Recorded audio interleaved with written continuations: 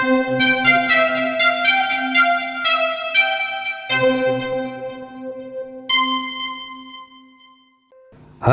ketemu lagi di Turete, tutorial remeh-temeh, produksi Sosianesia Channel.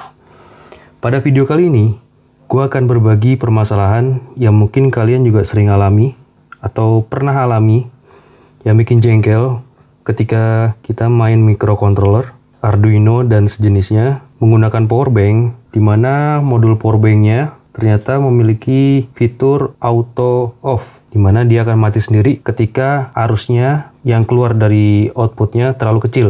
Sedangkan microcontroller atau sirkuit-sirkuit kita yang lain ternyata di bawah 100 mA, karena umumnya dia ada detektor arus output yang keluar ketika di bawah 100 mA. Itu akan dideteksi sebagai saatnya modul ini untuk mati atau tidak mengeluarkan 5 volt lagi. Pada dasarnya modul ini tidak benar-benar mati, tapi dalam mode standby. Jadi masih ada tegangan 3 volt di kedua port ini. Misalnya kalau 2 port ya, atau 1 port ini masih ada 3 voltnya. Nah biasanya modul-modul seperti ini datang dengan tombol. Kalau punya gua ada layarnya. Umumnya produk-produk Cina seperti ini, pabrikan dari modul powerbank ini tidak memberikan sirkuit diagramnya. Apalagi kita beli dalam kondisi sudah dalam bentuk ada casingnya. Nah, gimana caranya kita mengatasi hal tersebut? Perlu diketahui bahwa tombol ini untuk modul powerbank yang gue punya, sebenarnya powerbank ya, cuman baterainya gue pakai baterai bekas tap. Kalau ditekan 2 kali, dia akan nyala. Tekan 2 kali lagi, lampu bawaannya akan mati, tapi dia masih nyala. Nah, kalau dibiarkan dalam waktu sekitar 1 menit, dia akan mati atau masuk ke mode standby. Coba kita tunggu ya.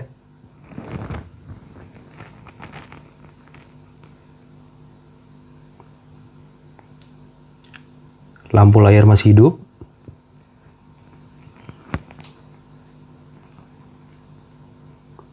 Ya, lampu layar sudah mati.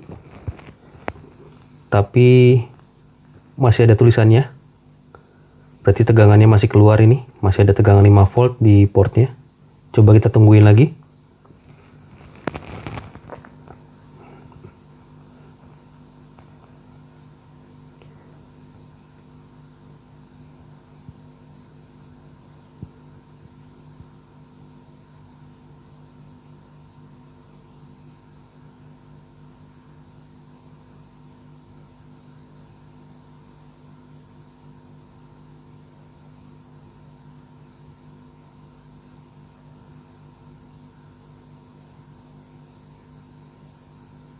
Ya, dia sudah mati. Jadi kisaran sekitar 1 sampai 1,5 menit modul powerbank ini akan masuk ke mode standby. Jadi dia nggak ngeluarin 5 volt di portnya. Nah, ini merepotkan. Tapi setelah gue lihat-lihat, coba ketika ini kita nyalakan lagi ya, tekan 2 kali, nyala. Ketika gue tekan, nah seperti ini,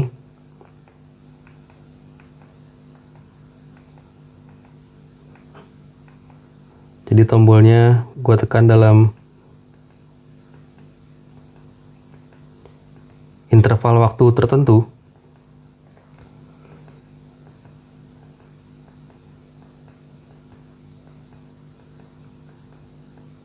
Layarnya nggak mati. Ternyata dengan menekan tombol ini dalam interval waktu yang terus-menerus, maka layarnya tidak akan mati. Tapi kalau kita begini terus, jempol kita yang pegel. Ini kalau 2 kali nyala, lampu nyala ya, lampu bawaan ini. Kalau 2 kali lagi, lampunya mati. Kalau berhubungan dengan interval waktu, berarti kita bisa bikin sebuah sirkuit yang berkaitan dengan interval waktu. Gua akan coba untuk menerapkan sirkuit timer yang berhubungan dengan interval penekanan. Jadi ini akan gua putus sambung seperti saklar elektronik lah. Itu bisa menggantikan jempol gua yang terus memberikan kontak di antara kedua pin push button ini, sama seperti tekan lepas. Oke, gua akan coba buat diagramnya. Kita tahu bahwa IC timer yang paling gampang ditemukan di pasaran adalah tidak lain tidak bukan IC NE555. Kakinya ada 8.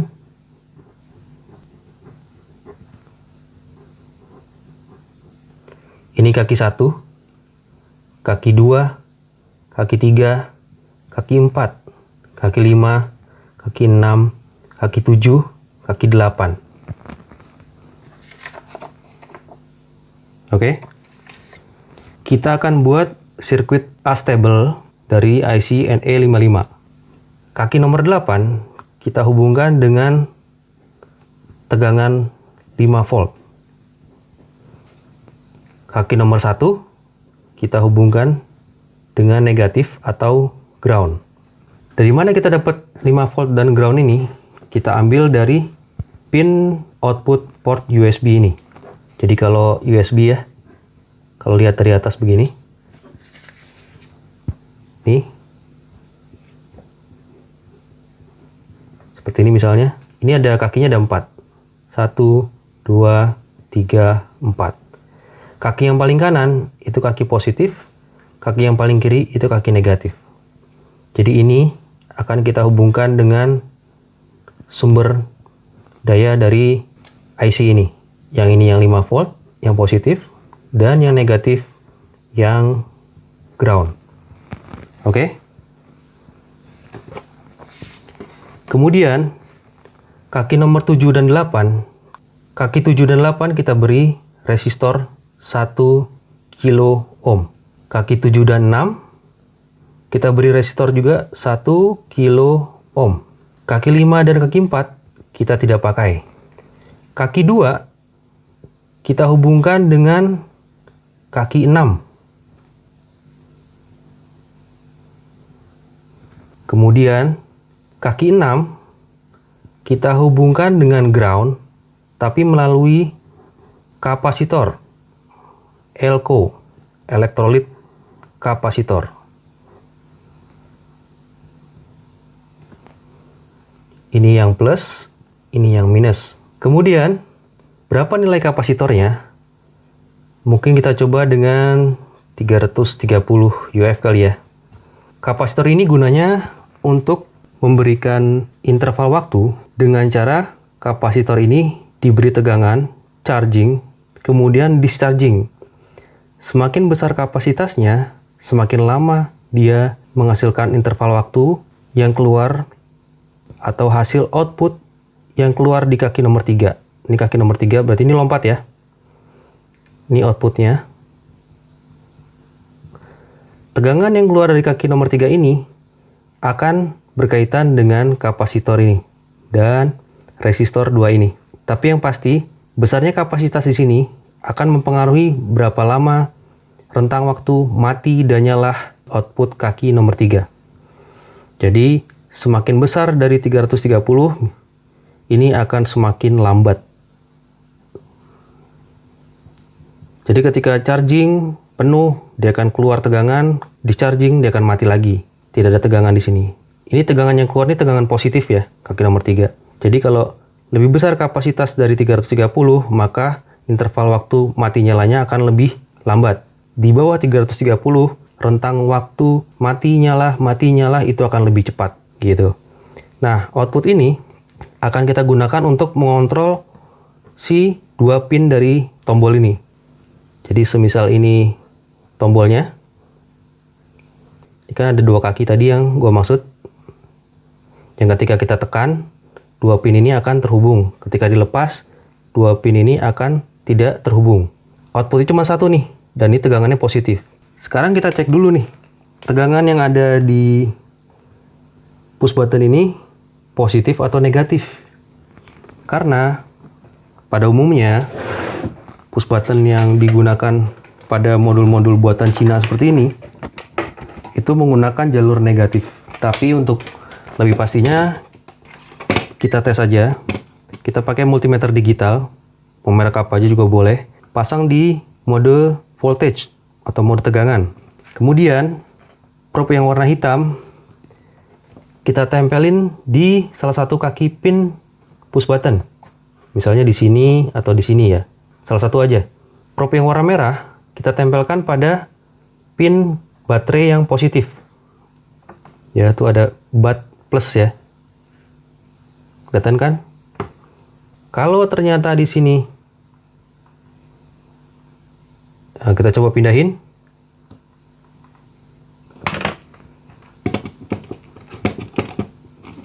Sorry, belum dipindahin ininya.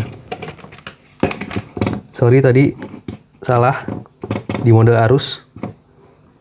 Masih nyala nggak nih? Mudah-mudahan nggak konslet. Oh, masih nyala. Oke, kita coba taruh di bagian bat positif, bagian baterai probe warna merah yang bagian positif, kemudian bagian probe warna hitam kita tempelkan pada salah satu kaki dari push button atau tombol ini, kaki yang ini atau kaki yang ini ya. Kalau ternyata di sini tegangannya positif, ini berarti, coba kaki satu lagi, ada 4 volt positif, kaki satu lagi 1,3 volt positif. Artinya jelas bahwa tombol ini atau push button ini memutus dan menyambungkan sebuah jalur negatif yang ada di sirkuit di dalam powerbank ini. Oleh karena itu, kita bisa pakai transistor NPN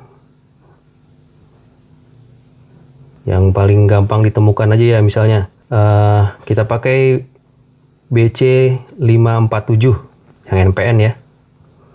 NPN ini basis, kolektor, emitor. Nah, bentuknya gimana kalau dalam kondisi fisiknya? Ini bentuknya akan setengah lingkaran dari atas. Nah, ini ada kaki 1, kaki 2, dan kaki 3. Ini ada tulisannya BC547. Ini yang bagian rata ya. Jadi yang bagian rata yang ngadep ke arah depan. Itu kaki yang pertama di sebelah sini kolektor, yang tengah basis, yang paling kanan emitor. Ya. Ini basisnya, kolektor berarti kaki yang ini, emitor berarti kaki yang ini. Oke. Jadi yang ada tulisannya yang bagian rata, permukaan yang rata, kepalanya yang rata, ada tulisannya, itu berarti yang saya maksud dari gambar ini. Nah, kaki basis ini kita hubungkan dengan sebuah resistor dulu sebelum terhubung dengan kaki nomor 3. Resistornya kita pakai 1K misalnya, 1 kilo ohm. Kemudian kaki kolektor dan kaki emitor ini kita hubungkan ke masing-masing push button. Yang emitor kita hubungkan dengan kaki push button atau tombol yang lain ya. Jadi seperti ini. Nah, gua akan coba tambahkan sebuah LED dari sini misalnya. Dengan resistor, gua pakai LED warna merah.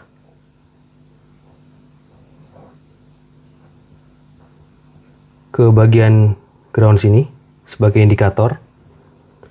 Ini 330 ohm. Atau supaya dia ikut berkedip-kedip, mungkin LED-nya bisa gue tambahkan di sini. Ini kan positif LED ya. Jadi kalau dia nyala terus ketika ada tegangan masuk sebagai indikator bahwa sirkuit ini nyala. Nah, kita coba juga kalau misalnya akan lebih seru kalau dari kaki nomor 3 sebelum resistor kita kasih resistor ini 330 ohm. Kemudian baru LED, ini plus, ini minus, ke ground. LED ini akan ikut nyala mati sesuai dengan tegangan yang keluar dari kaki nomor 3. Mungkin gua akan pakai yang ini, jadi nggak pakai yang ini. LED-nya akan gue pakai sirkuit yang mati nyala. Oke? Oh iya, mungkin di USB sini akan gue pasang saklar. saklar kecil kali ya. Ini groundnya. Ini akan masuk ke sini. Ini akan masuk ke sini. Jadi sebelum masuk 5 volt, gue pasang saklar dulu. Mungkin nggak usah pakai yang ini. Biar ikut kedip-kedip, mati nyala sesuai dengan output di kaki nomor 3. Jadi sekalian bisa lihat bagaimana rentang waktunya cepat atau lebih lambat, lebih lebar. Jadi kalau misalnya lampunya ini akan menyala terlalu cepat, kita akan tambah di atas 330 UF, misalnya 470 atau 680. Tapi kalau ternyata ini masih terlalu lambat, kita bisa kurangi. Tapi kayaknya sih 330 cukup deh. Oke, akan gue coba bikin sirkuitnya dulu. Oke, mau di screenshot nih. Oke, gue namanya di sini ya, push button. Push button atau tombol. Ini BC547. Pin out. Ini sama ini ya. Ini kalau bentuk fisiknya, ini bentuk diagramnya. Oke, silakan di screenshot. Kalau ada yang mau coba. Udah ya. Sekarang akan gue coba buat sirkuitnya. Akan gue cari komponennya. Berarti kita butuh 3 buah resistor 1 kilo ohm, kemudian 1 buah kapasitor Elco 330 UF. Ini pokoknya yang penting lebih dari 5 volt ya. Mau yang ratingnya 10 volt atau 25 volt boleh, karena ini kita pakai tegangan 5 volt. Kemudian transistor ya, 1 buah BC547 NPN. Terus 1 buah resistor 330 ohm, 1 buah LED warna merah. Kemudian IC-nya belum, 1 buah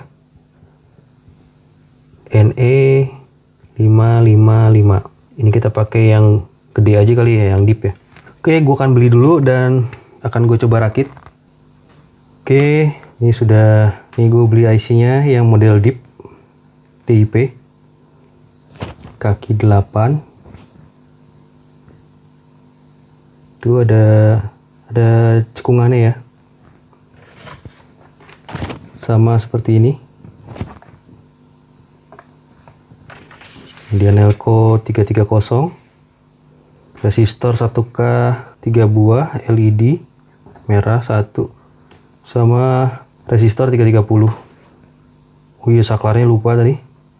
Nah, ini ada PCB-nya, PCB 0. Gue masih sisa nih, bisa gue pakai supaya lebih rapi. Gue rakit dulu ya. Oke, sudah gue rakit. Kira-kira jadinya seperti ini. Ada saklarnya. Saklar. Kemudian seperti ini. Ini ada kabel yang menghubungkan kaki kolektor dan emitor.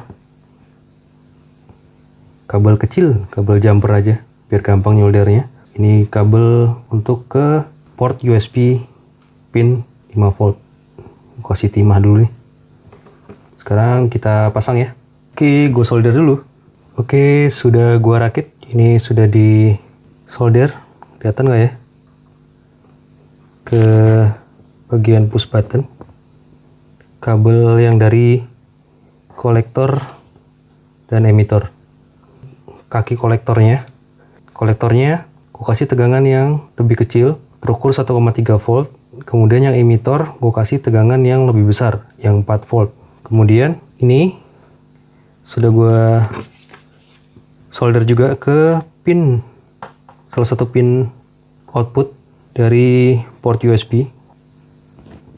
Oke, yang sebelah kanan yang positif merah, yang sebelah kiri yang negatif. Nah, kira-kira begitu. Kaki yang dua, yang tengah nggak dipakai. Kita pakai yang kanan dan kiri aja. Oke, sekarang saatnya kita coba. Ini posisi saklar off. Kita nyalakan dulu. Oke, nyala. Tekan lagi biar lampu sebelah ini mati. Oke. Udah ya, gimana ya biar enak. Oke, sekarang dalam kondisi nyala gini, powerbanknya, kita aktifkan saklarnya. On. Wah, diikut kedip-kedip nih LED bawaannya.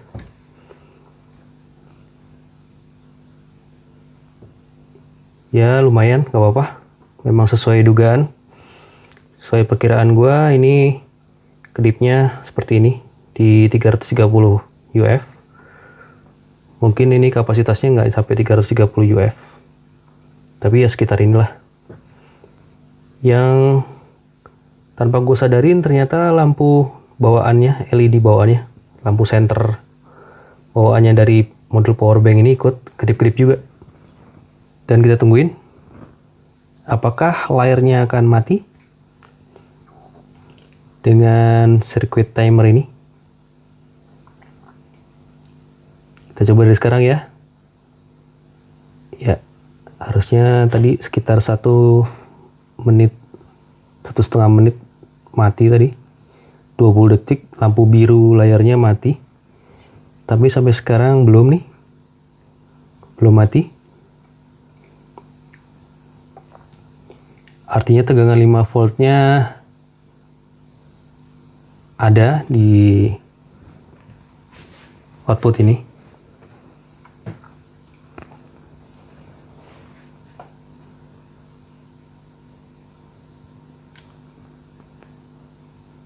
Layarnya belum mati. Jadi ini seakan kita menekan, tekan, mati, tekan lepas, tekan lepas, tekan lepas, tekan lepas, tekan lepas, tekan lepas, tekan lepas di push button ya. Oke, ini udah lebih dari 1 menit sepertinya.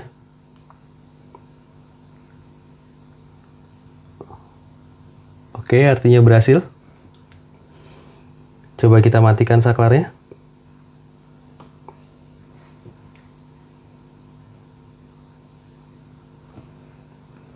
Langsung mati.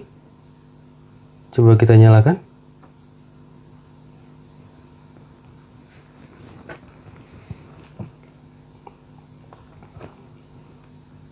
Kita matikan. Wow. Oke, gue mau update. Sebelumnya, gue menghubungkan. Ini kan ada 2 pin ya. Oke, lebih enaknya kita ukur lagi kali ya, pakai multimeter. Si push buttonnya kan ada 2 pin tuh. Tadi kan sebelumnya kita ukur yang merah di positif baterai, yang negatif di kaki pin. Terbaca 1,2 volt, kemudian yang bawah sekitar 4,06. Jadi yang lebih kecil yang atas. Tadi kan 1,3, ya sekitar 1,2 karena posisi mati mungkin ya. Yang bawah 4,06. Oke.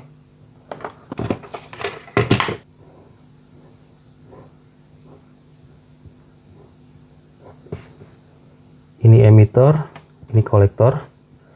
Ini pin push buttonnya ya. Ini yang ini terukur 1,2 volt. Ini terukur 4,06 volt. Ini kolektor ini terhubung dengan yang besar. Jadi yang sekarang kolektor itu terhubung dengan yang besar. Yang kecil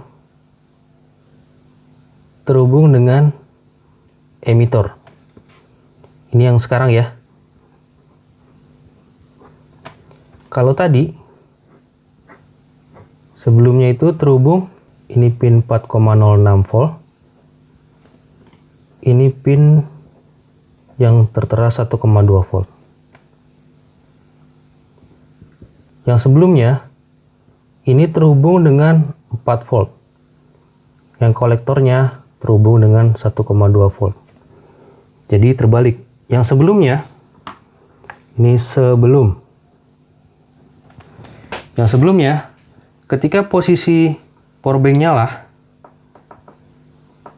kemudian sirkuit dinyalakan, lalu dimatikan, powerbank langsung mati, langsung ke mode standby atau mode off. Tapi kalau yang sekarang, ketika powerbank nyala, kemudian sirkuit dinyalakan, kemudian dimatikan, powerbank tidak langsung mati. Jadi gua rasa yang ini akan lebih baik karena perilakunya lebih normal dibanding yang ini. Jadi kuncinya adalah ketika pemasangan kaki transistor terhadap pin push button, misalnya ini yang tegangannya kecil, ini terbaca tegangannya besar, kaki emitor terhubung dengan yang kecil. Sedangkan kaki kolektor itu terhubung dengan yang besar. Ini lompat ya. Jadi yang kolektor nih tegangan yang besar, yang emitor yang tegangan kecil. Ini jauh lebih normal dan lebih baik dibanding yang sebelumnya. Karena ketika dimatikan tidak ada terjadi kontak yang cukup lama sehingga menyebabkan seakan powerbank ini kalau dinyalain ya, ditekan lama, ditahan, dia mati. Jadi kemungkinan ini terjadi seakan ada penekanan yang lama pada bagian tombol ketika sesaat sirkuit dimatikan. Sedangkan yang ini, ketika sirkuit dimatikan, kontak antara kedua tombol ini langsung hilang. Sehingga gue menyarankan ini lebih recommended. Jadi kalau ada yang nanya, kalau terbalik boleh nggak? Kalau terbalik yang terjadi seperti itu. Yang sebelumnya tuh dia langsung mati ketika sirkuit dimatikan. Tapi kalau yang ini, yang sekarang, ketika sirkuit mati, powerbank masih hidup. Dan ini lebih normal.